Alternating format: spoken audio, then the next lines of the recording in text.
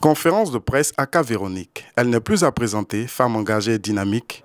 Véronique Aka, vice-présidente du PDCI RDA et députée de Mbato-Sahara, fait partie des femmes les plus influentes de la région du Moronou. Du social à la politique, elle a su s'imposer dans la sphère politique ivoirienne. Face à la presse le mardi 17 décembre 2024 à Cocody-Mermoz, Véronique Aka a exposé sur plusieurs sujets, notamment des élections municipales à Numamba et l'actualité brûlante au PDCI RDA.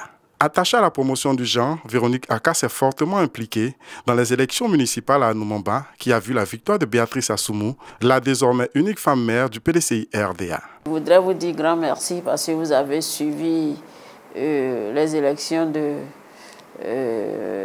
Madame Silla. C'était comme si c'était de l'huile sur le feu. Et vous vous êtes investi, mais je vous dis que je suis très heureuse que ça soit simplement une femme. C'est vrai de mon parti, mais au moins, on dirait le Moronou, il y a 3 communes qui sont gérées par les femmes.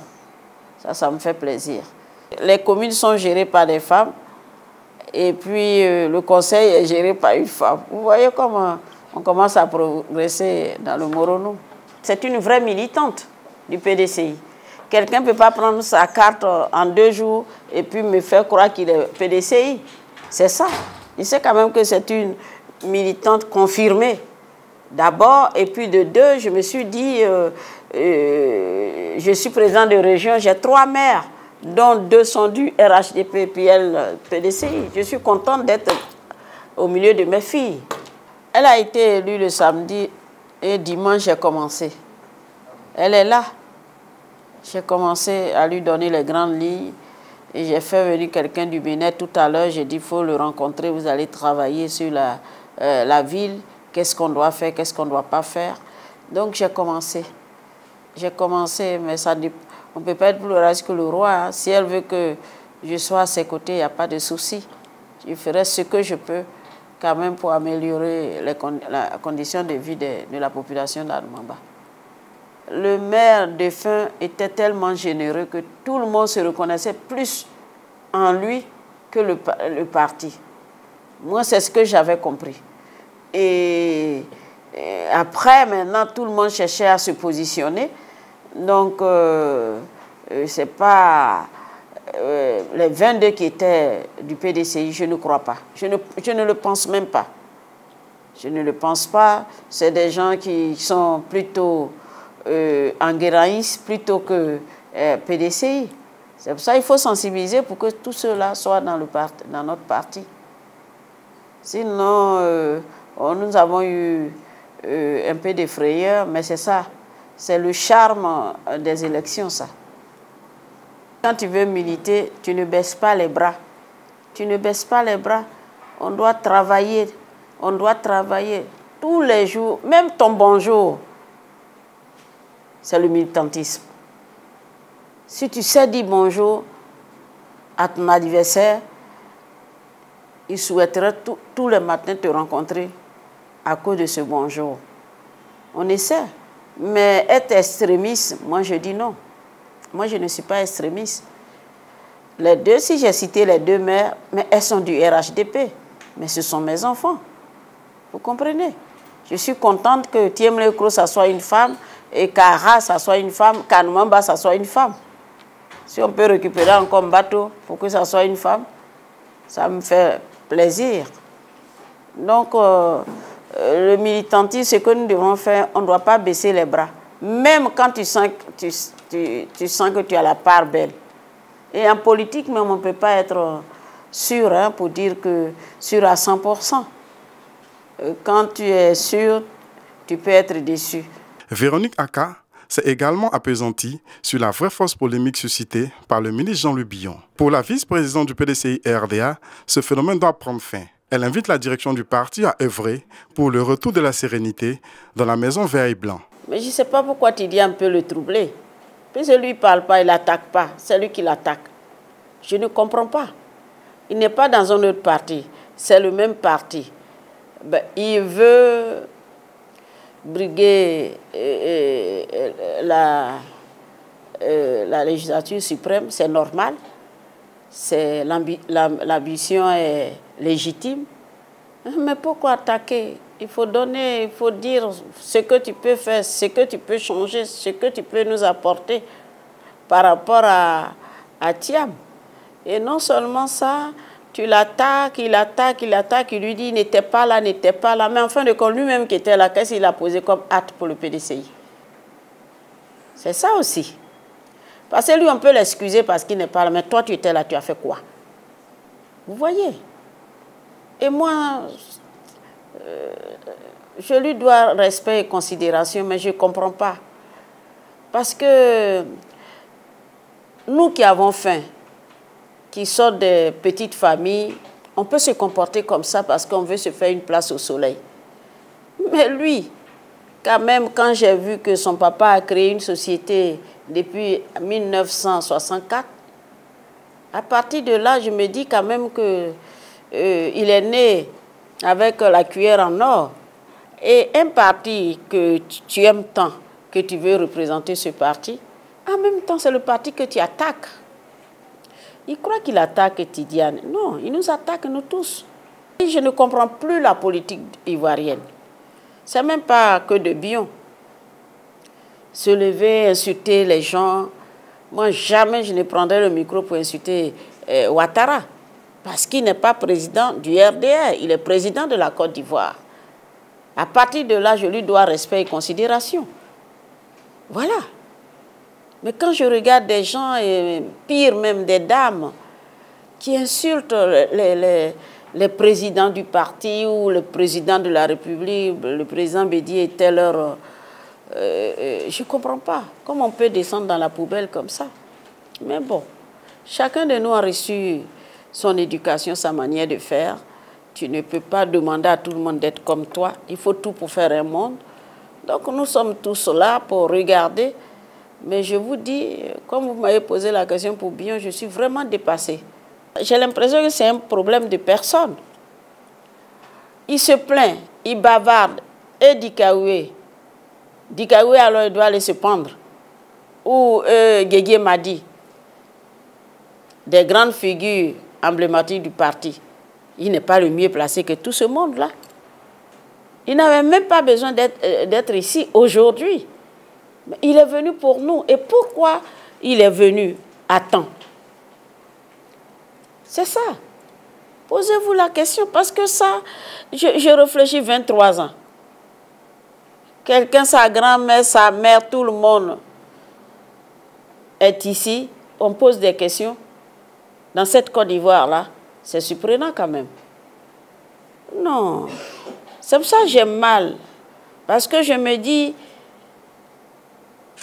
On n'a pas besoin d'être président pour servir son pays.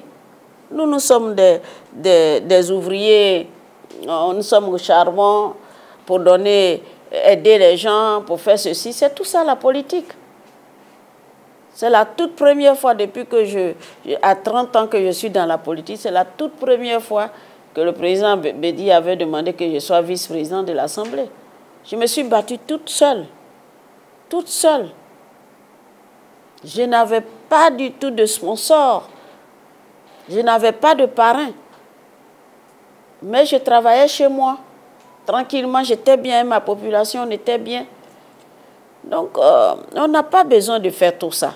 C'est lui seul qui sait pourquoi il fait ça. S'il ne s'arrête pas, et ce qu'il est en train de faire, moi, au début, j'étais un peu malheureuse, mais maintenant, parce que c'est ce qu'il dit. Les critiques, tout ce qu'il fait, c'est à notre faveur. Ça nous arrangerait. C'est pour ça, moi, je ne savais pas que Bion parlait comme ça. Hein. C'est trop. C'est même pas, il parle beaucoup, mais c'est trop maintenant. Il exagère. Il est resté 23 ans, il a fait ceci. Si vous dites, ses parents l'ont scolarisé en France, il est resté en France, et on ne le connaît pas, c'est autre chose. Sinon, on ne connaît pas Thiam par rapport à qui? Dites-moi. S'il veut venir, c'est pour nous pour servir son pays. Ou bien ce sont ses racines qui dérangent. C'est ça. C'est à cause du fouet que ça dérange, parce que le fouet a gouverné, son petit-fils ne doit pas gouverner. Je veux le savoir. Parce que tout ce que Bion hérite aujourd'hui, il a 30 000 personnes, c'est du PDCI aussi. Lui, il a bénéficié, ses parents bénéficient du PDCI. On peut parler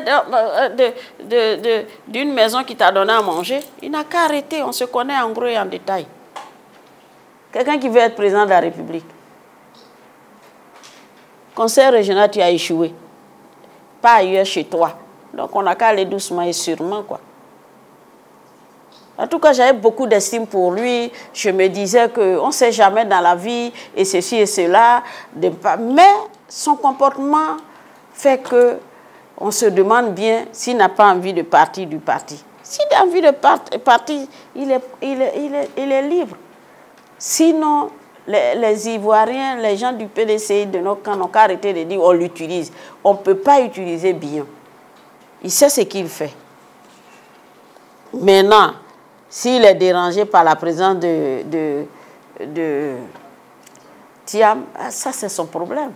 Mais il n'a qu'à savoir se maîtriser. Ce n'est pas ça la politique. Ce n'est pas ça la politique.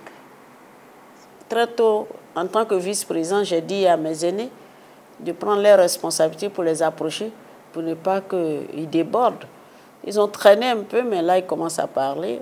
Présidente du Conseil régional du Moronou, Véronique Aka a réaffirmé son engagement pour le bien-être des populations du Moronou. Quand vous prenez le conseil, vous prenez avec l'héritage, hein, c'est-à-dire le passif et l'actif. Donc, on essaie de travailler, on essaie de mettre à jour tout ce que lui-même il a entrepris. Et puis maintenant, essayer d'améliorer. Parce que quand tu es élu, il faut chercher à faire plus que celui qui était là. Donc, ce sont nos parents, ils me connaissent.